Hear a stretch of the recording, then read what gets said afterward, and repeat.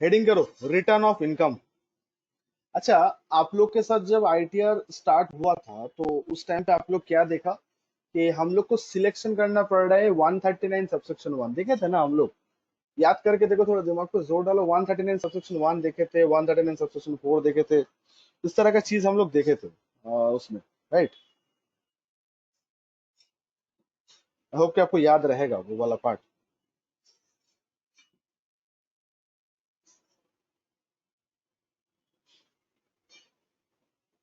तो उस टाइम पे हम लोग को मतलब ये बोले थे आप लोग को कि ये जो सेक्शन जो पढ़ रहे हो रिटर्न का, 139 सबसेक्शन 1, 139 सबसेक्शन 4, तो इसके बारे में एक क्लास हम लोग अलॉट करेंगे। तो आइए आज हम लोग वही क्लास करने वाले हैं। तो टॉपिक का नाम है रिटर्न ऑफ इनकम। आइए ध्यान से लिखते हैं। टॉपिक का नाम है return of income, income tax return. Return of income topic का नाम है। अब इसमें हम लोग डिस्कस करना है कि कैसे हम लोग क्या मतलब क्या क्या सेक्शन है रिटर्न ऑफ इनकम का, तो हम लोग डिस्कस करेंगे, ठीक है? तो सेक्शन 139 से स्टार्ट होता है ये सेक्शन, और 139 सेक्शन का सारा सबसेक्शन भी है, तो हम लोग को समझना पड़ेगा। तो रिटर्न ऑफ इनकम जो है हम लोग का इनकम टैक्स का, वो सेक्शन है सेक्शन 139। अब सेक्शन 139 का काफी सारा सबसेक्शन भी है, तो हम लोग को वो डिस्कस करना होगा अभी। तो शुरू करें दोस्तों, शैल आई मूव ऑन?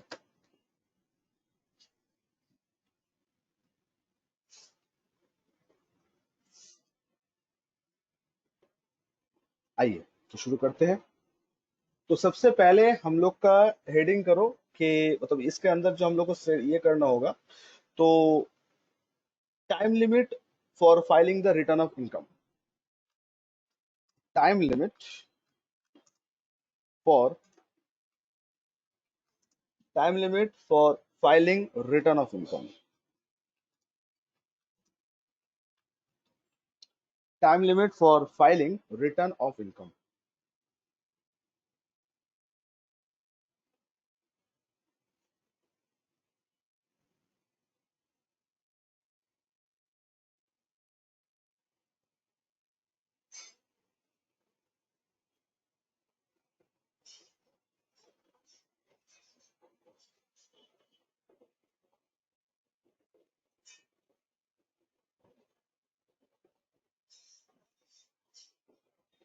ओके, तो सबसे पहले हम लोग को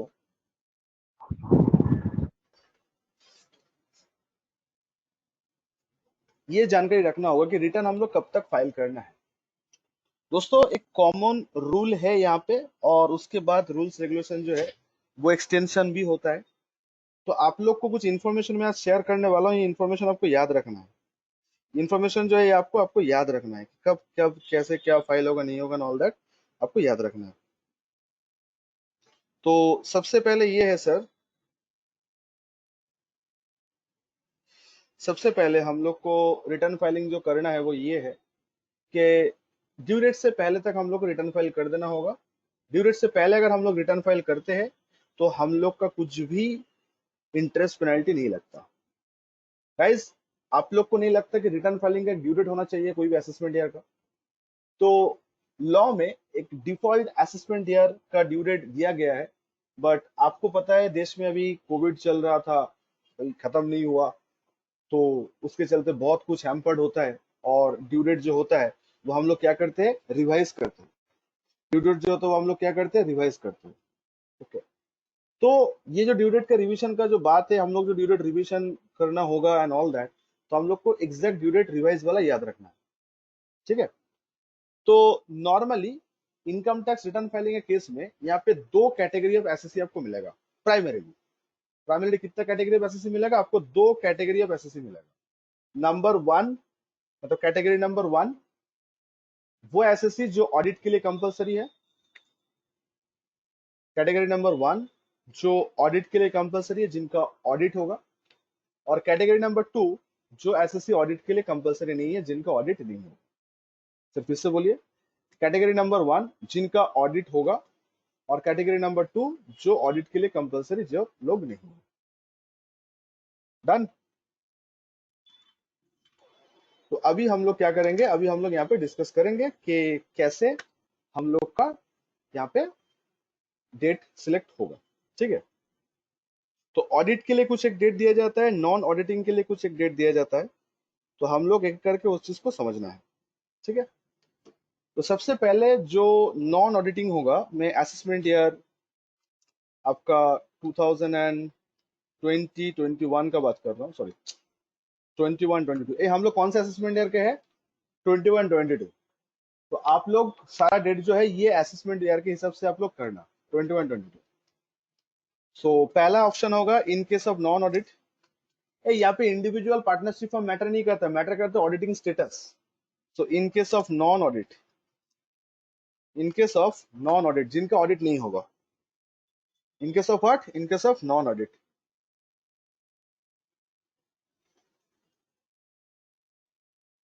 ओके, ऑडिट जब नहीं होगा तब क्या होगा, तो आइए देखते क्या होगा इन case of non audit.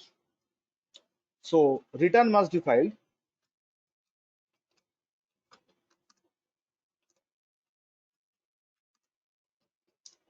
On और बिफोर। गाइस ये डेट में लिख रहा हूं जो रूल अभी है उसके हिसाब से लिख रहा हूँ। नॉर्मल 31 जुलाई होता है, बट इस बार 31 जुलाई नहीं, कोविड के लिए ये ड्यू डेट काफी एक्सटेंशन किया है।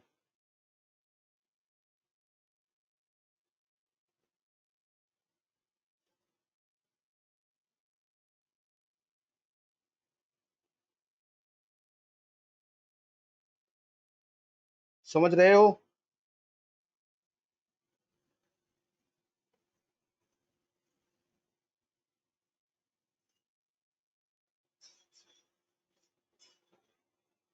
लिख रहे हो आप लोग।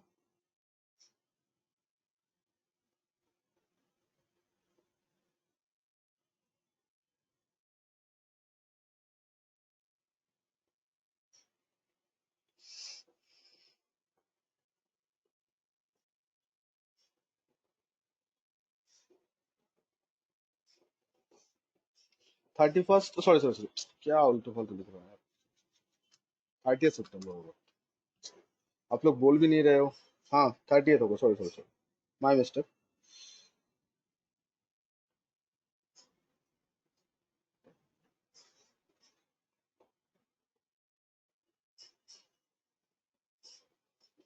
वेट एक सेकंड में चेक, हाँ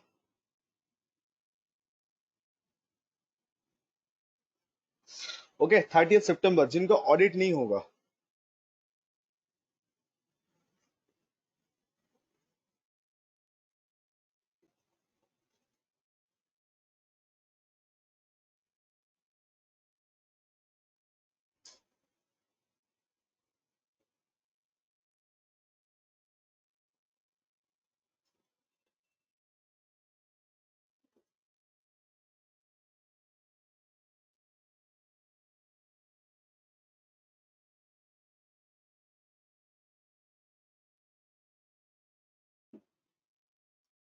नेक्स्ट,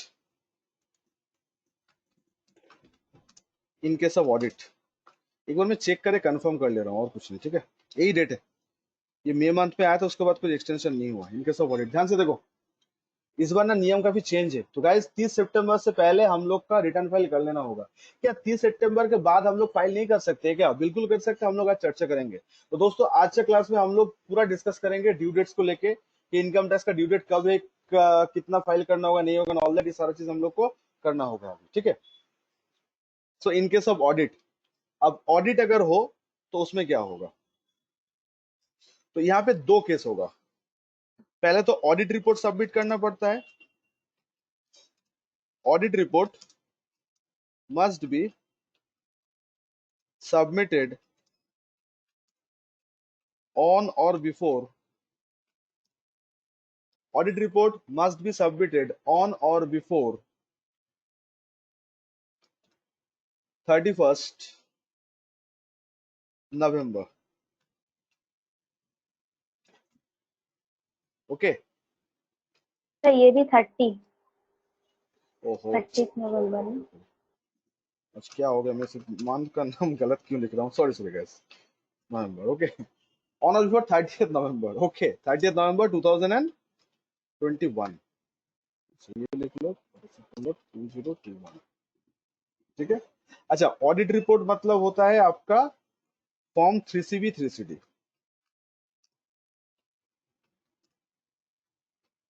ये ऑडिट रिपोर्ट का फॉर्म का नाम है, ठीक है। Done guys, and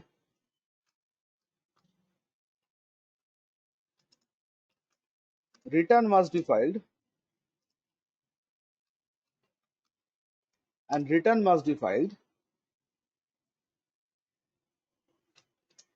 on such case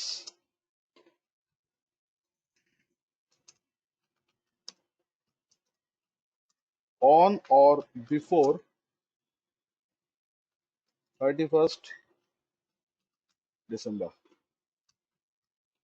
यहाँ पे दो केस है, हाँ, दो केस का मतलब सर क्या है, ये अभी दिसंबर में 31st है, ये सही लिखा हूँ यार, sorry sorry for the confusion. अच्छा गाइस सुनो, तो ये जो ड्यू डेट मैं अभी लिखा रहा हूँ, ये इस साल के लिए अभी तक का प्रपोज है।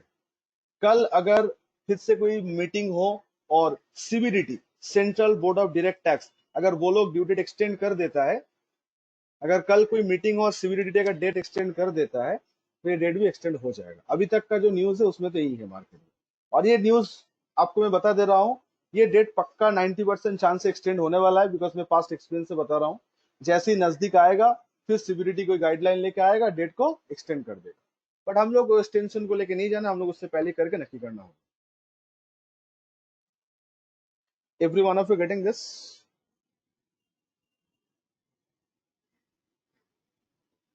सर बोलो। ये तो कोविड के लिए एक्सटेंड किया गया है, जब ये यूजुअली क्या कौन सा डेट में होता यूजुअली है होता है ये वाला?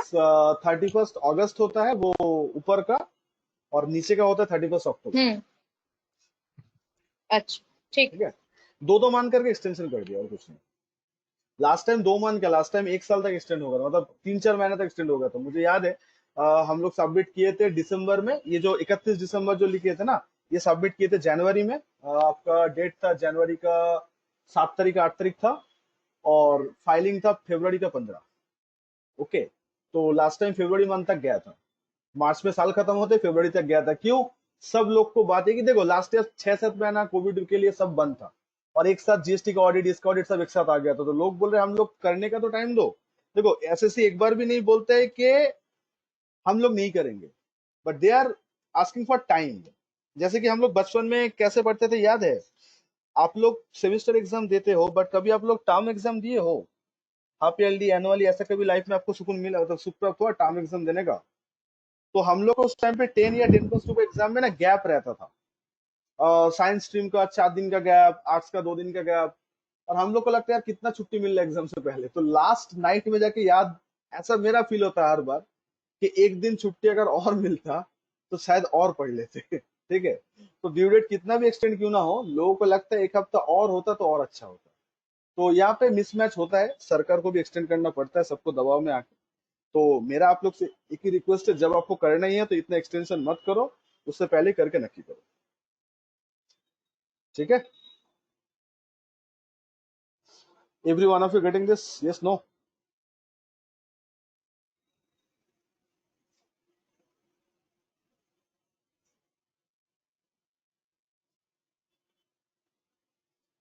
तो आपको अगर कोई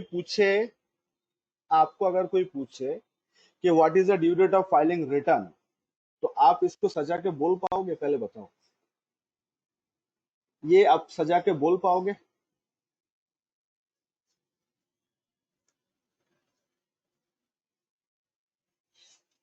तो रिटर्न में क्या केस है सर हम लोग का? रिटर्न में जो केस है वो है कि सर यहाँ पे ऑडिट वाला केस अलग जाएगा, नॉन ऑडिट वाला केस अलग जाएगा। यहाँ पे पार्टनरशिप फॉर्म, कंपनी इस मैटर नहीं करता, मैटर करता है कि उसका ऑडिट हो रहा है कि नहीं हो रहा है। मैटर क्या करता है दोस्तों, कि उसका ऑडिट हो रहा है कि नहीं हो रहा है। अगर उसका ऑडिट हो रहा है तो ड्यू डेट अलग रहेगा, अगर उसका ऑडिट नहीं हो रहा है तो ड्यू डेट कुछ और रहेगा। Every one of you getting this? तो ये जो ड्यू डेट है, इससे पहले जो हम लोग फाइल करते हैं वो सेक्शन जो होता है 139 सबसेक्शन 1। आप लोग के साथ जब रिटर्न फाइल हम लोग वापस प्रैक्टिस करेंगे, तो देखना आपको ये सेक्शन सिलेक्शन करने का मौका आएगा। इसको बोलते हैं ओरिजिनल रिटर्न। क्या बोलते हैं इसको? इसको बोलते हैं ओरिजिनल रिटर्न। 139 सबसेक्शन 1 ऑन और बिफोर ड्यू डेट। तो जो लोग इनकम टैक्स में ड्यू डेट से पहले रिटर्न फाइल करेगा उन लोग को क्या सिलेक्ट करना होगा? 139 सबसेक्शन 1 सिलेक्ट करना होगा। उन लोगों को क्या सिलेक्ट करना होगा? 139 सबसेक्शन 1 सिलेक्ट करना होगा। समझ आया आप लोग सर को? एक बार रिपीट कीजिए सर, नेटवर्क का इशू हो गया सर। जो लोग ऑन और बिफोर, आई रिपीट, जो लोग ड्यू डेट का ऑन और बिफोर फाइल कर देता है उन लोग के लिए सेक्शन होता है 139 सबसेक्शन 1, जिसको हम लोग रेगुलर रिटर्न बोलते हैं, ओरिजिनल रिटर्न बोलते हैं एंड ऑल दैट।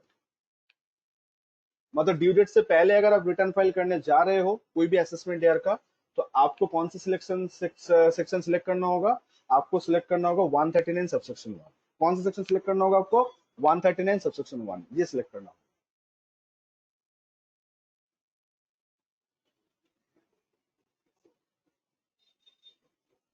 महिमा ji, before pandemic due date was 31 August और ये था 31 अक्टूबर।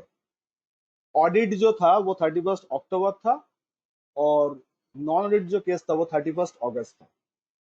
जस्ट दो दो महीने, एक एक महीने पीछे आ जाओ। ये जो सितंबर आपको जो दिख रहा है ये था आपका अगस्त, और जो आपका ये दिख रहा है ये था आपका दिसंबर, मतलब दिसंबर जो दिख रहा है वो था अक्टूबर। Clear? It is clear to you? Yes, no?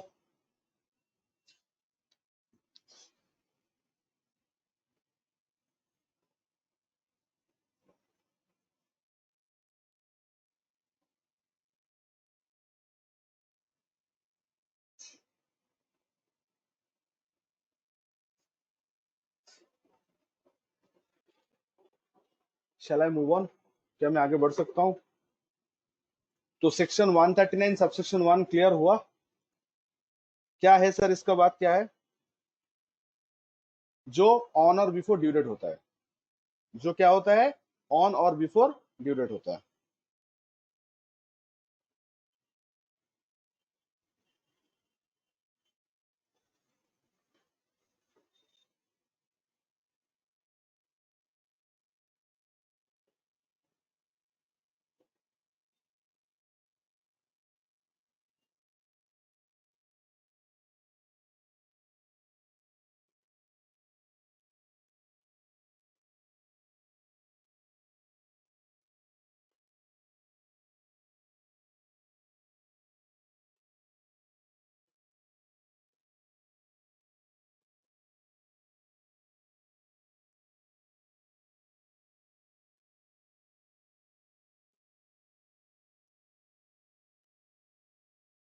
हाँ जी। अब सवाल ये उठ रहा है, इस बार जो गवर्नमेंट ने अपना दाव खेला, सर जो लोग ये रिटर्न मतलब भर नहीं पाएगा, मतलब टाइमली जो लोग रिटर्न भर नहीं पाएगा उन लोग के लिए क्या सरप्राइज है सर? जो लोग रिटर्न टाइमली भर नहीं पाएगा उन लोग के लिए क्या सरप्राइज है सर? अच्छा, कोई मान लो रिटर्न का ड्यू डेट मिस कर गया तो क्या उसका रिटर्न लैप्स हो जाएगा? बताइए दोस्तों, अगर किसी का ड्यू डेट मिस हो जाएगा तो क्या उसका लैप्स हो जाएगा? कि मौका मिलना चाहिए? मौका मिलना चाहिए ना। तो इसके बाद हेडिंग करो बिलेटेड रिटर्न। क्या हेडिंग करोगे आप लोग? Belated return. क्या हेडिंग करेंगे हम लोग? It's belated return.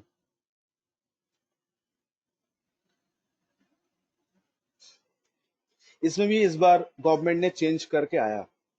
सुनो ध्यान से, ये डेट का ना काफी दांवपेच खेला है इस बार। तो ये जो स्टूडेंट ध्यान से पढ़ेगा, याद रखेगा, उन्हीं लोग को ये बात याद होगा कि कैसे पढ़ना है, नहीं पढ़ना है, ऑल दैट। नहीं तो दिक्कत हो जाएगा, बिकॉज यहाँ पे कोई लॉजिक तो है नहीं हम लोग का। जो भी है हम लोग को मेमोराइज करना है कि कब तक हम लोग को फाइल करना है, नहीं करना है, ऑल दैट। ठीक है, तो शुरू करें दोस्तों, हम लोग स्टार्ट करें। तो बिलेटेड रिटर्न उसको बोलते हैं जो लोग रिटर्न मिस कर जाएगा, जो लोग ड्यू डेट मिस कर जाएगा। अगर ड्यू डेट के बाद अगर कोई रिटर्न फाइल होता है तो उसको हम लोग बोलते हैं बिलेटेड रिटर्न। तो दोस्तों आप लोगों का कॉमन सेंस क्या बोलता है? क्या बिलेटेड रिटर्न के लिए अनलिमिटेड टाइम फ्रेम होना चाहिए कि लिमिटेड होना चाहिए? क्या बिलेटेड रिटर्न फाइल करने के लिए टाइम फ्रेम लिमिटेड होना चाहिए कि अनलिमिटेड होना चाहिए? लिमिटेड होना चाहिए। सर बिलेटेड के लिए भी लिमिटेड टाइम फ्रेम होना चाहिए कि इतना दिन के अंदर बिलेटेड रिटर्न जब फाइल कर दो? क्वेश्चन नंबर 1 जो आप लोग बहुत अच्छे से समझ लिए हो। दूसरा एक बात बताओ, जो लोग टाइमली रिटर्न नहीं भरेगा क्या उन लोग को पेनलाइज किया जा सकता है?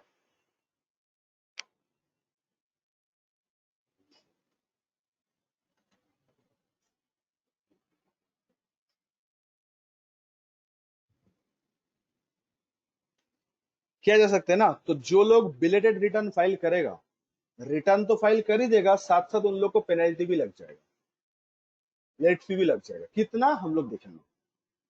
तो आप लोग पहले बोलो, बिलेटेड रिटर्न का मतलब समझ में आया? What is the meaning of belated return?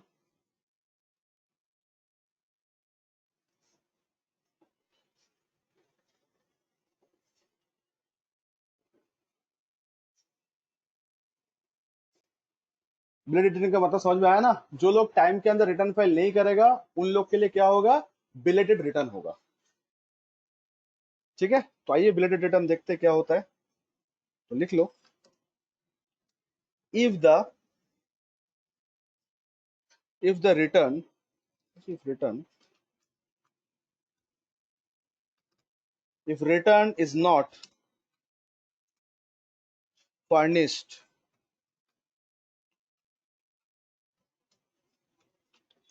if return is not furnished within the time allowed,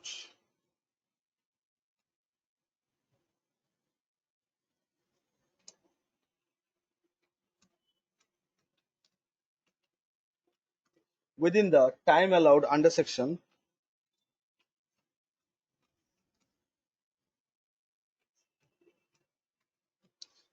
1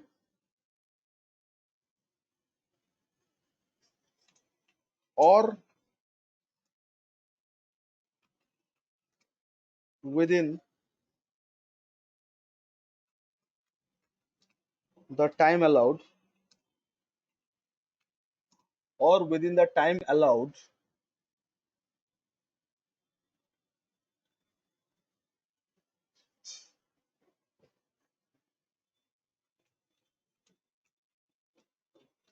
under notice issued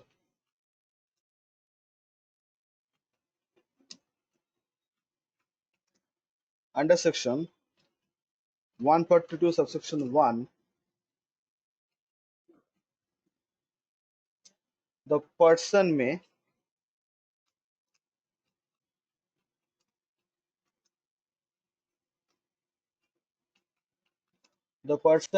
furnish the return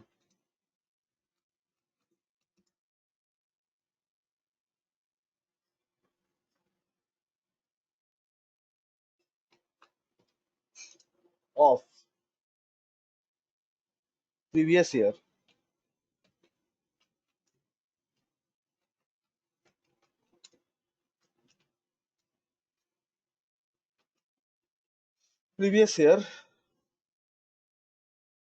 at any time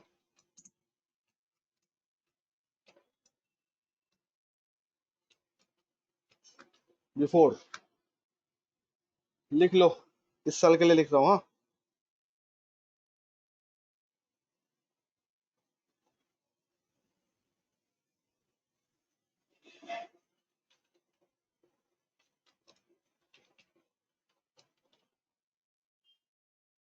normally ये दिसंबर रहता है। हाँ, नॉर्मली ये दिसंबर रहता है, बट इस बार ये जनवरी कर दिया। हाँ,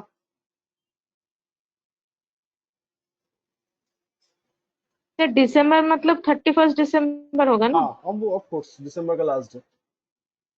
तो ये जो मैं डेट लिखा दे रहा हूँ ना अभी, जो अब तक का अमेंडमेंट के हिसाब से ये चेंज हो सकता है। तो आप लोग बगल में ना इसका रेगुलर वाला भी लिख लो कि रेगुलर क्या होता है, बिकॉज इंटरव्यू में तो रेगुलर वाला बोलना पड़ेगा, बट अपडेट बोलोगे तो और अच्छा रहेगा। तो ये होता है नॉर्मली 31 दिसंबर, जो इस बार 31 जनवरी हो गया। ठीक है, लास्ट टाइम मई तक एक्सटेंड कर दिया, 31 मई तक एक्सटेंड कर दिया था। लास्ट ईयर को ये चीज 31 मई तक एक्सटेंड कर दिया था।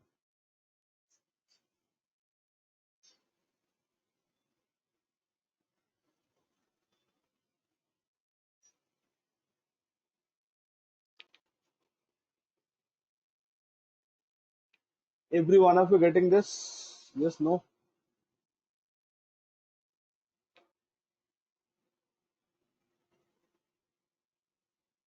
अब बात होगा कंसिक्वेंसेस का। सर कंसिक्वेंसेस मतलब अगर रिटर्न टाइमली फाइल नहीं होता है, बिलेटेड अगर करता हूं तो ऐसे ही करने दिया जाएगा, दैट इज ओके। तो आइए कंसिक्वेंसेस क्या लिखते हैं देखो।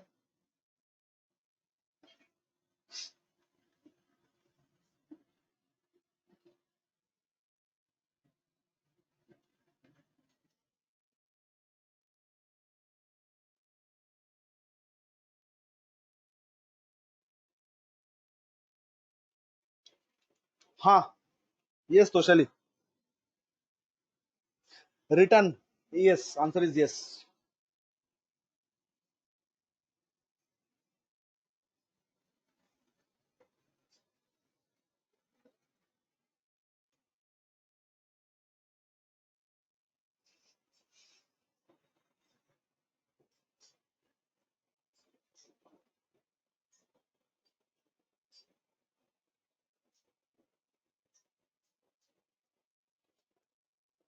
डन, आगे बढ़ू, शेडिंग करो कंसिक्वेंसेस।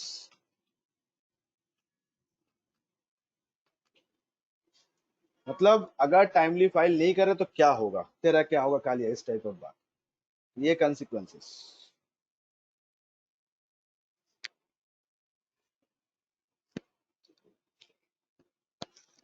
तो लिख लो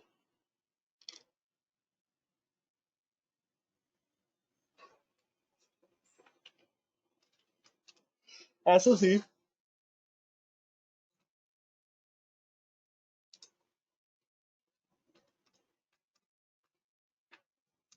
shall be liable for late fee under section 234F is 5,000। ये फ्लैट 5,000, हाँ, ना इससे एक पैसा ज्यादा ना इससे एक पैसा कम, flat flat 5,000।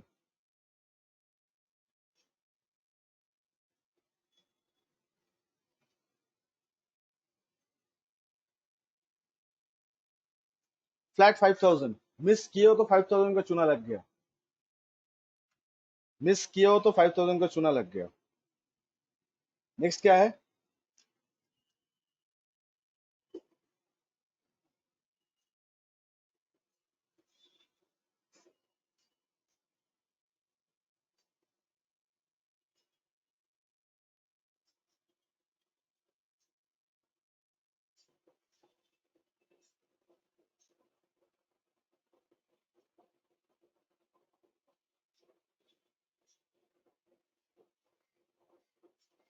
Okay, if TTI is up to 5 lakh, a TTI का मतलब जानते हैं ना, if the TTI is up to 5 lakh, then such late fee will be of rupees 1,000।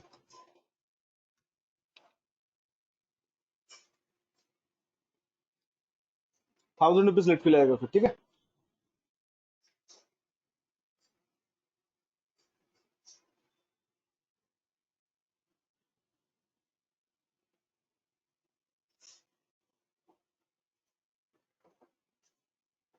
No महिमा जी, बिलेटेड रिटर्न नहीं, अगर रेगुलर अगर मिस कर रहे हो तो 139 सबसेक्शन 1 मिस करोगे तो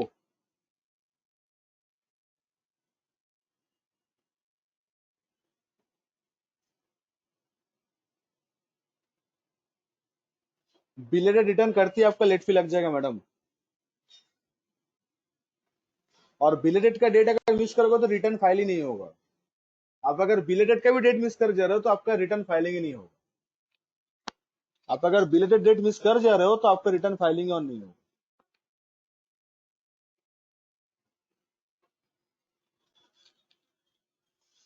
समझ आया आप लोग को? Yes no?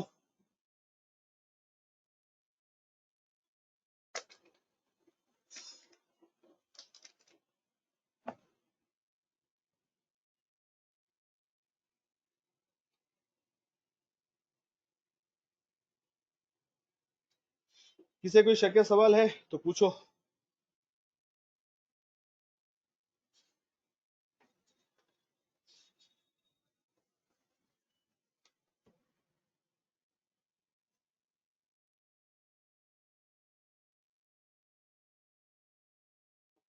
डन डन, आगे बढ़ू। नेक्स्ट हेडिंग करो, रिवाइज रिटर्न। सर ये दोनों ऐसा क्यों है सर? पहला वाला है कि टीटीआई को, सेकंड वाला है कि टीटीआई अगर वो कितना है 5 लाख अगर होगा तो होगा। तो ये पहला वाला ये अंडर सेक्शन 234F ये तो क्या है, ये समझ में नहीं आया। 5 लाख के ऊपर जाएगा तो 5,000, 5 लाख तक 1,000, सिंपल बात। अच्छा अगर अच्छा। आपका taxable income up to 5 lakh है तो आपको 1,000 लेट फी देने से चल जाएगा। लेकिन अगर आपका 5 लाख से ऊपर होता है तो 5,000 लग जाएगा लेट फी। ठीक है सर। ठीक है। अच्छा सुनो, और एक बात मुझे पूछना है आप लोग से, देखते हैं कितने लोग को याद है। गाइस आप लोग को वो वाला पार्ट याद है कि क्या बोलते हैं उसको, हाँ, किन लोग को रिटर्न फाइल करना कंपलसरी है? टैक्स पे करने का बात नहीं बोल रहा हूँ, रिटर्न फाइल करना। किन किन लोग को रिटर्न फाइल करना कंपलसरी है?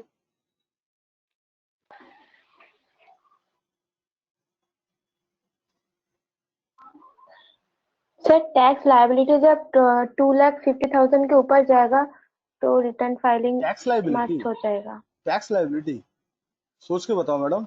ना। Tax TTI, TTI tax liability मत टोटल बोलो टैक्सेबल प्रियंका, इनकम। इनकम। हाँ, लाइबिलिटी क्यों? Total taxable income taxable income जब 2.5 लाख के ऊपर जाएगा तब रिटर्न फाइल के लिए एलिजिबल है। रिटर्न फाइल करना मतलब टैक्स पे मस्ट हो करना। जाएगा। क्या रिटर्न फाइल करना मतलब टैक्स पे करना जरूरी है क्या? क्या रिटर्न फाइल करना मतलब टैक्स पे करना जरूरी है क्या? नहीं सर। सर ऐसा एकदम भी जरूरी नहीं। रिटर्न फाइल करना मतलब टैक्स पे करना एकदम भी जरूरी नहीं है। Nothing like that.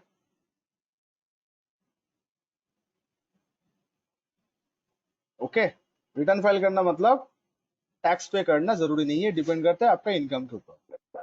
तो मुझे एक बात बताओ, मेरा इनकम है 2,30,000, मेरा इनकम है 2,30,000, कोई टीटीआई, टीटीआई, क्या मुझे as per the law return file करना ही चाहिए था?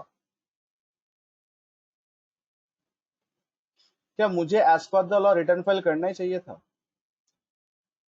नहीं जी, 2,30,000 टीटीआई मेरा, मेरा टीटीआई इज 2,30,000। तो क्या रिटर्न फाइल करना चाहिए? Answer is no. लेकिन मुझे उछल के करना है, मुझे उछल के करना है।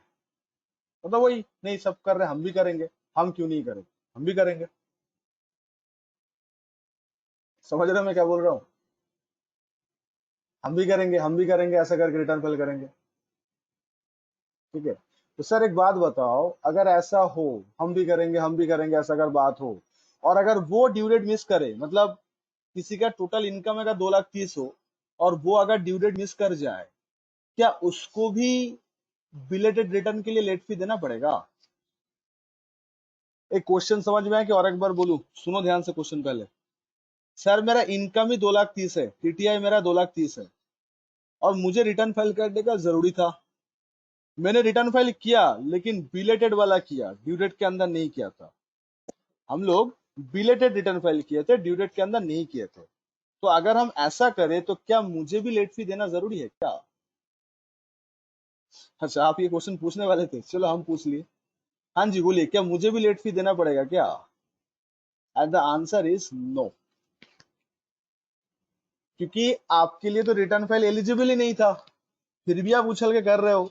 तो आपके लिए बिलेटेड के लिए कोई पेनलाइज नहीं है, आपके लिए आपको कोई पेनलाइज नहीं किया जाएगा। Answer is no.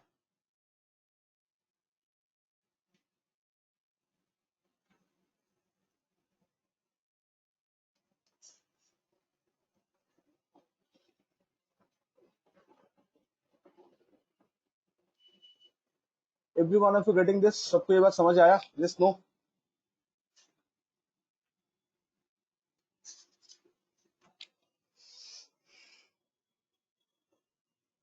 यस महिमा जी, 2.5 लाख क्रॉस करते ही पेनल्टी आ जाएगा। जब तक आप रिटर्न फाइलिंग का दायरे में नहीं आते हो तब तक आपके ऊपर पेनलाइज नहीं होगा। यहाँ पे टैक्स अमाउंट मैटर नहीं करता। हम लोग टैक्स का बात तो कर ही नहीं रहे मैडम, हम लोग तो लेट फी का बात कर रहे हैं ना। तो लेट फी तभी एप्लीकेबल होगा जब आप टैक्स फाइलिंग के दायरे में आते हो, कंपलसरी वाला। मतलब इनकम कितना एक्सीड करना चाहिए, 2.5 लाख के ऊपर जाना चाहिए, तब जाके आपके ऊपर लेट फी एप्लीकेबल होगा। अगर आप रिटर्न मिस कर जाते हो और आप अगर क्या करते हो, बिलेटेड फाइल करते हो। आप तो पहले रिटर्न मिस किए एंड आप क्या कर रहे हो, बिलेटेड फाइल कर रहे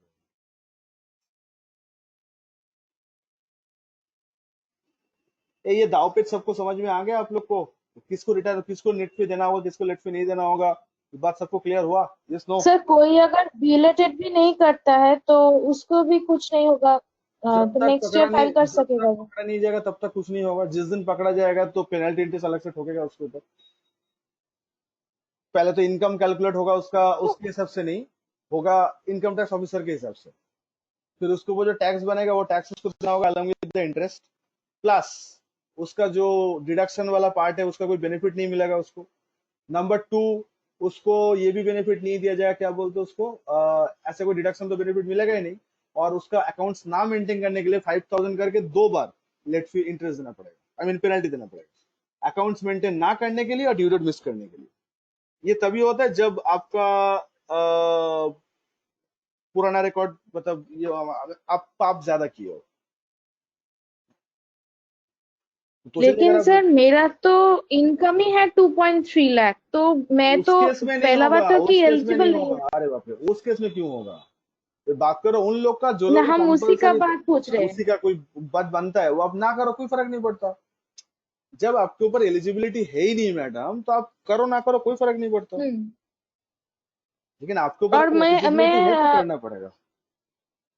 हाँ, मैं अगर मानती हूँ कि चलिए चलिए इस बार का मैं रिटर्न मिस कर रही हूँ, मैं नहीं दूंगी, तो मैं अगले साल, डिबिलेटेड डेट भी मेरा चला गया, तो अगले साल मैं फिर से चाहती हूँ कि रिटर्न भरूँ, तो मैं दे सकती हूँ ना? तो वो मेरे करंट जितना ईयर, इनकम अगर 2.5 लाख से कम करंट है। ईयर का ही होगा, ये पुराना साल का नहीं होगा। हाँ, वो तो मिस हो जाएगा ना, वो एक हाँ साल अगर नहीं हाँ किया तो। हाँ हाँ हाँ। हाँ। मैडम सिंपल सा हाँ। बात, जब और आपको आप। एलिजिबिलिटी है ही नहीं तो आप फाइल करो ना करो किसी को कोई लेना देना नहीं है। तो आप अगर मिस कर जाते हो तो अगले हम्म। साल आप अगले साल के हिसाब से कर देना। हम्म। ये परमिशन तो आपको दिया है, कर सकते हो आप ऐसे। और आप बोल रहे हैं कॉन्सिक्वेंसेस जिन लोगों का कंपलसरी है उन एग्जैक्टली लोगों जो का। लोग का कंपलसरी था नहीं किया, ऑब्वियसली उन लोग का तो बनता ही है कॉन्सिक्वेंसेस ना। हम्म। ठीक है, ठीक है सर।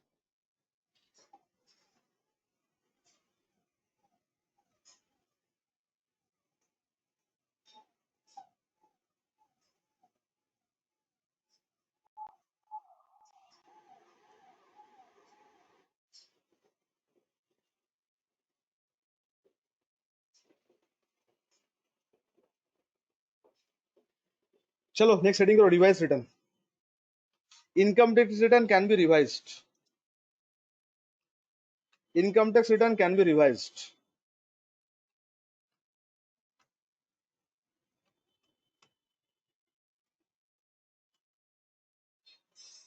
अब रिवाइज रिटर्न पढ़ रहे हैं, income tax return can be revised.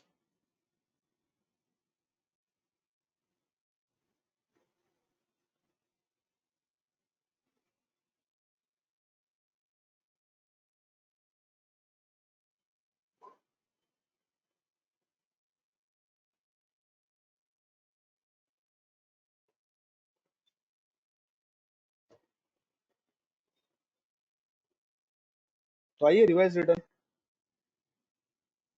अच्छा, रिवाइज रिटर्न का मतलब क्या है? रिवाइज रिटर्न का मतलब होता है कि आपका रिटर्न गलती हुआ है, आप फाइल कर चुके हो और उस गलती को सुधारना है। ओके, सो लिख दो,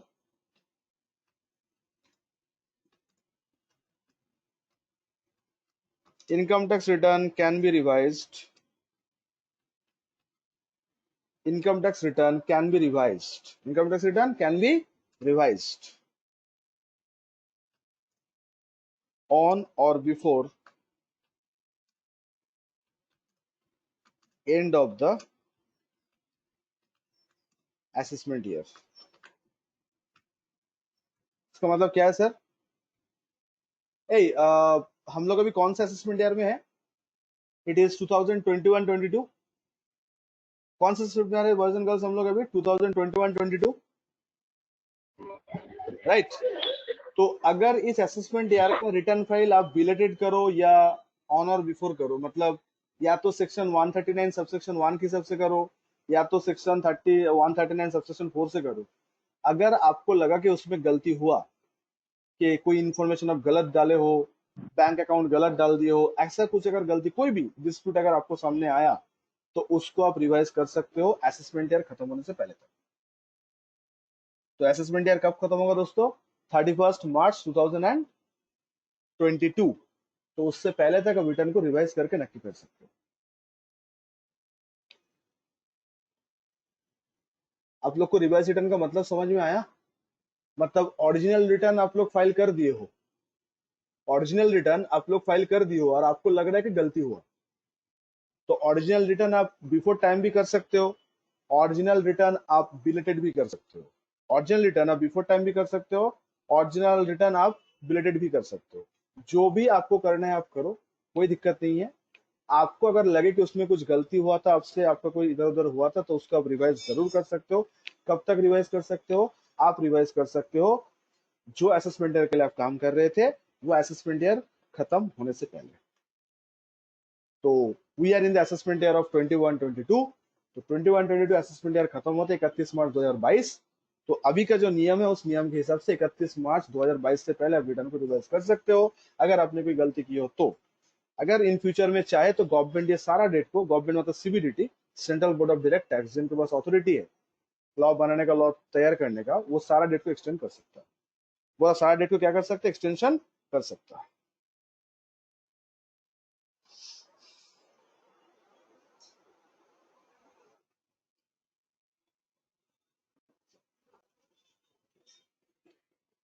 Every one of you getting this?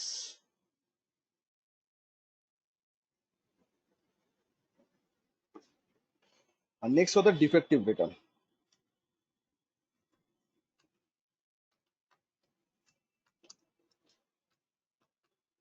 Next होता है डिफेक्टिव रिटर्न। सेक्शन लिख दो 139 सबसेक्शन 5,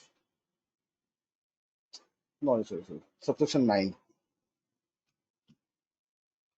ओके,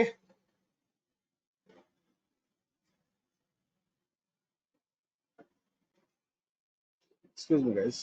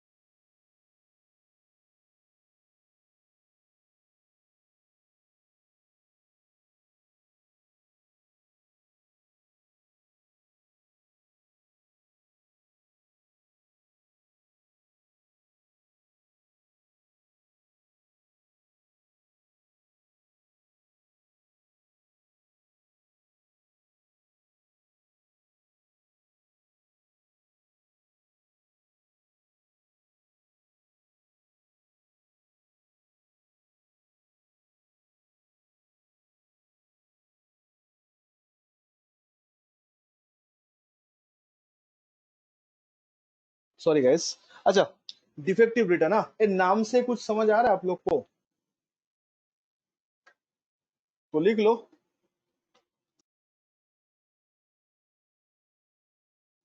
तो डिफेक्टिव रिटर्न में लिख लो आप लोग, कुछ गलती होगा हम लोग का।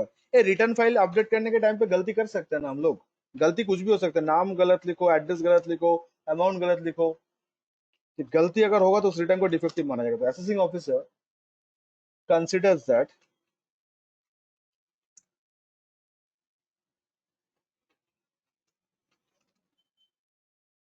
The return of income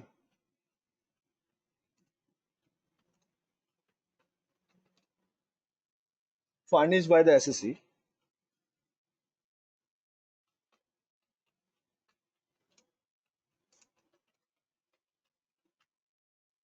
furnished by the SSC is defective, and it has to be, A defective हो तो रेक्टिफाई करना पड़ेगा ना। अगर डिफेक्टिव हुआ तो रेक्टिफिकेशन भी दरकार होगा। It has to be rectified, देख लो, within 15 days from date of issuing notice, within 15 days from date of issuing notice. Okay, within 15 days from date of issuing notice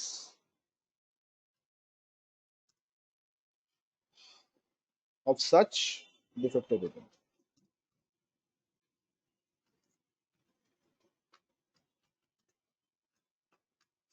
जिस दिन आपका डिफेक्टिव रिटर्न का notice आएगा उससे 15 दिन के अंदर आपको सबमिट करना होगा। मतलब गलती या तो मान लो या तो आर्गुमेंट करो, जो भी करो, 15 दिन के अंदर आपको रिस्पॉन्ड करना चाहिए डिफेक्टिव रिटर्न के लिए। Every one of you getting this? Yes, no?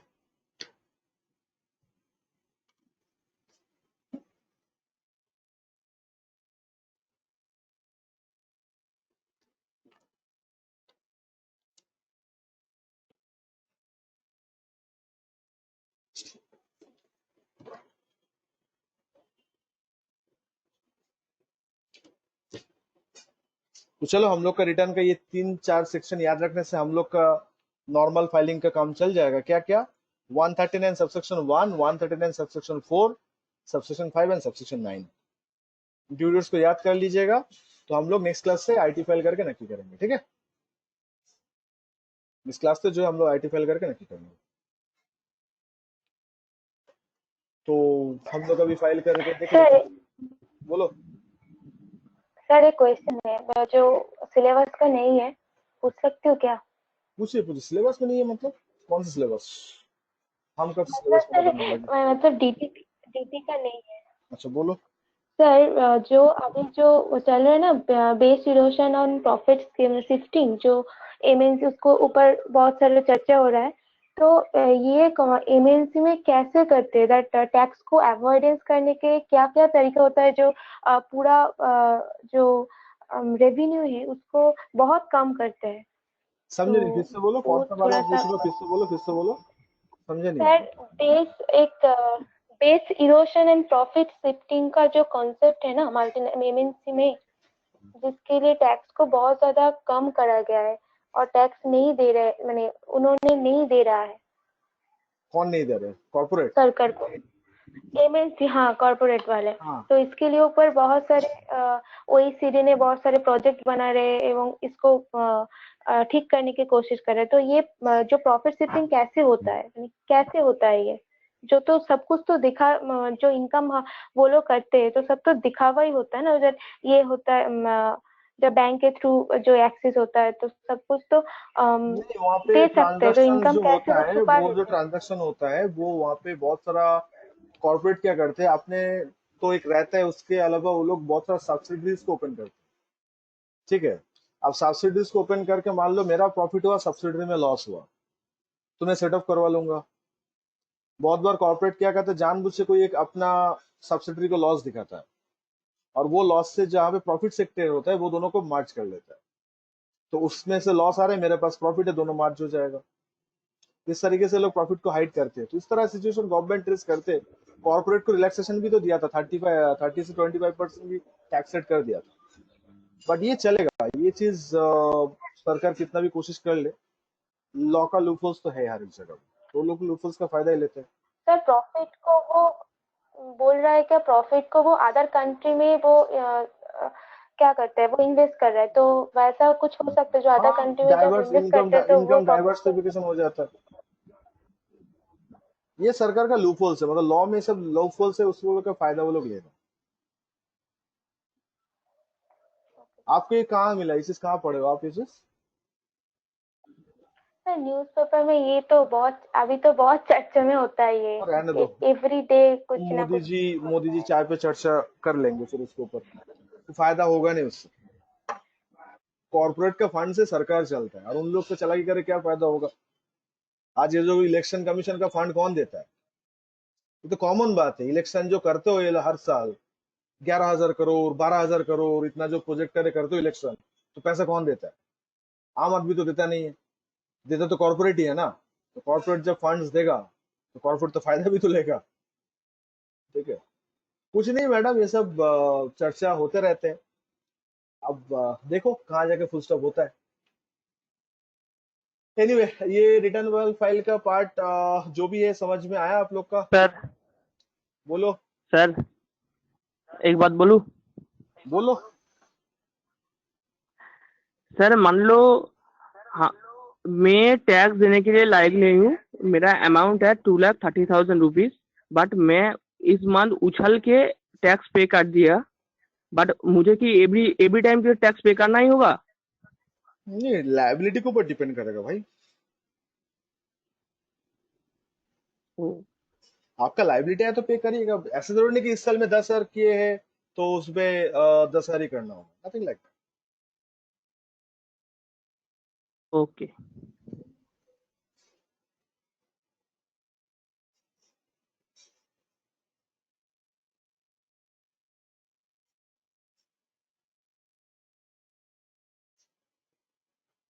और किसी कोई शक या सवाल है?